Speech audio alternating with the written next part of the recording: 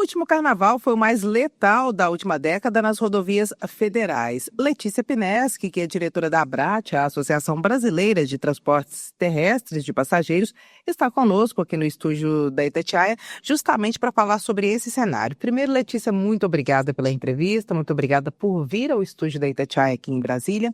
Desse número total de acidentes, qual percentual ocorreu com ônibus de viagem, que a gente sabe que a população brasileira utiliza muito e muitos têm trocado até o avião pelo ônibus em função agora das novas medidas de conforto e também, claro, do preço. Qual é o cenário se tratando de transportes de passageiros em ônibus no carnaval, no último carnaval brasileiro?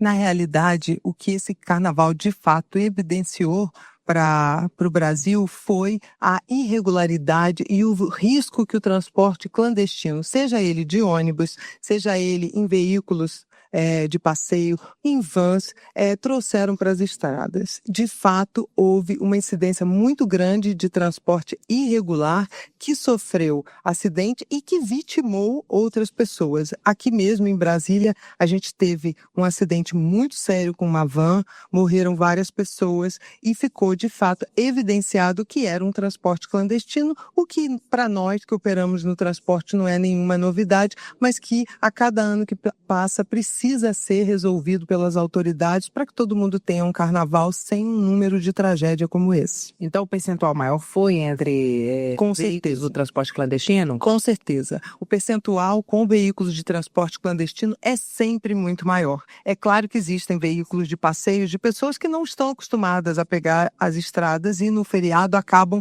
fazendo uso desse tipo de meio de transporte. Também tem a questão de alcoolemia, né, de alcoolismo na estrada, pessoas que são pegas no bafômetro por conta de carnaval, mas sem dúvida nenhuma o transporte clandestino é um grande vetor de risco para as estradas brasileiras. O transporte regular coletivo representou que percentual nesse cenário? O transporte regular, cerca de 1 a 2% desse número foi no transporte regular, não das mortes, eu digo nos acidentes em geral. O que é um transporte regular e o que é considerado um transporte clandestino de passageiros? Um transporte regular é aquele que atende a todas as normas e que é autorizado pela Agência Nacional de Transportes Terrestres a operar o serviço público. Porque transporte é serviço público essencial, assim como saúde e educação. Para isso é preciso manutenção preventiva, manutenção corretiva, um cuidado com os colaboradores para que eles estejam com a saúde em dia ao dirigir um ônibus transportando 60 pessoas, registro em carteira de trabalho, capacitação, um plano de contingência no caso de um acidente, porque de fato, como você bem disse, acidente acontece com quem é regular e acontece com quem é irregular. Mas a grande diferença é como é tratado o passageiro ou a vítima de um acidente com uma empresa irregular. Ele não terá nenhum suporte, nenhum socorro e nas consequências ele ficará à própria sorte. Regular é só ônibus da rodoviária e os outros, por exemplo, esses por aplicativo de ônibus mesmo, porque nem os aplicativos que vendem passagem de ônibus da rodoviária, né? Exatamente, Edilene. Tem diversos aplicativos, diversos portais, mais de 60, que vendem passagens de empresas regulares, como ClickBus, enfim, diversos portais de venda de passagem, Buzon, tem diversos. E existe sim os aplicativos que vendem passagens irregulares. São até mesmo pessoas que firmam ali um perfil no Instagram, hoje em dia, é dono de um ônibus, não tem nenhum tipo de autorização, ele é o motorista, ele é o borracheiro, ele é o dono da empresa, ele é tudo, ele coloca ali, ele faz uma arte, coloca um perfil no Instagram e faz uma oferta pública de uma linha de Belo Horizonte para Brasília, de Brasília para Goiânia e capta ali os passageiros e aceita Pix e tal.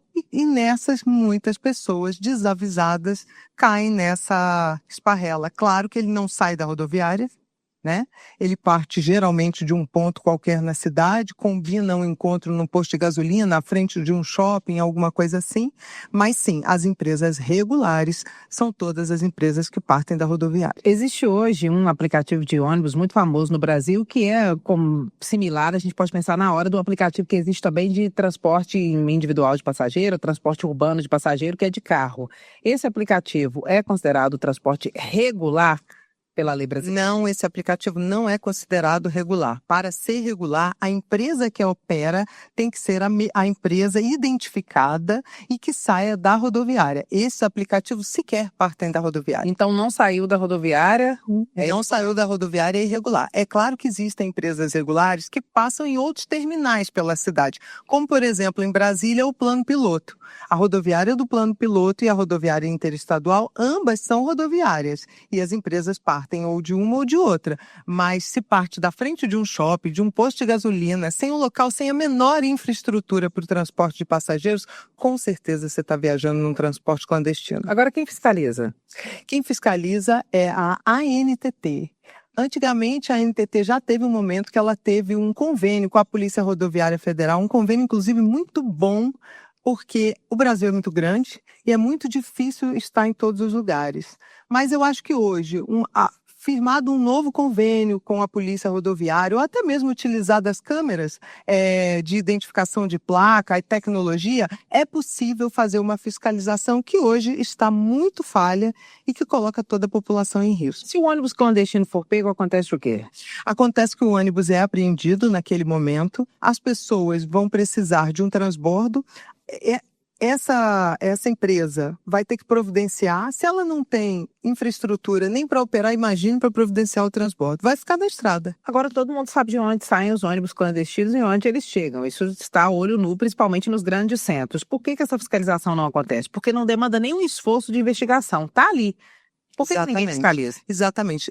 Eu acho que existe uma omissão das autoridades e existe uma necessidade de que a gente fale mais sobre o assunto e que a gente clame por esse tipo de providência, porque está matando. Está matando nas estradas e está levando risco para aquela pessoa que não optou pelo transporte clandestino. Você está viajando com a sua família no teu carro e eventualmente você vai ser abarroado, né? Vai ser atropelado por uma empresa com um motorista que não tem sequer carteira de habilitação.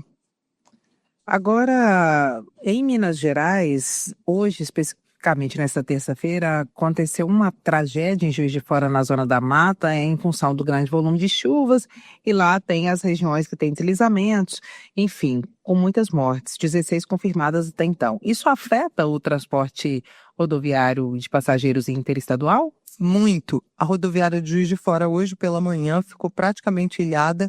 Tivemos muitos cancelamentos, diversas empresas que são associadas à Abrat, que operam na região, sofreram, inclusive colaboradores das empresas que perderam casas, estão desabrigados, além dos passageiros, enfim, foi uma tragédia que afetou a todo mundo na cidade e que as empresas estão, inclusive, cancelando, por exemplo, vou dar um exemplo, a Guanabara está cancelando, está remarcando as passagens sem custos e fazendo uma campanha de arrecadação de água, de alimentos não perecíveis para levar para essa população, e outras empresas também estão aderindo a essa campanha que operam nessa região, para que a gente, de fato, como prestadores de um serviço público, a gente tem um compromisso com a sociedade, e esse compromisso vai além do transporte, vai também num momento de necessidade, como a gente fez na pandemia, como fizemos em diversas outras situações, inclusive no Rio Grande do Sul, ano passado, também as empresas transportaram